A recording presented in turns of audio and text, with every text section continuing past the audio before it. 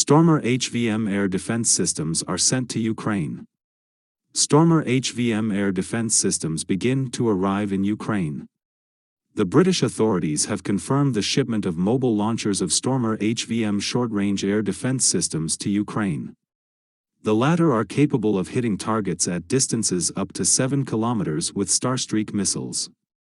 At its core, we are talking only about a mobile launcher for Starstreak systems. However, experts pay attention to the fact that in reality Stormer HVM systems have much broader capabilities and are capable of combating not only air, but ground targets, for which is also suitable for Starstreak missiles.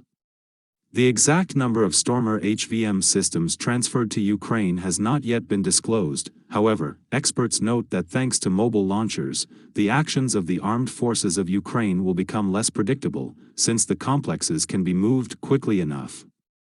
At the same time, it should be noted that Stormer HVM systems cannot be used as a full-fledged air defense system, since they simply do not have radar equipment. However, experts pay attention to the fact that target designation can be carried out by other air defense systems.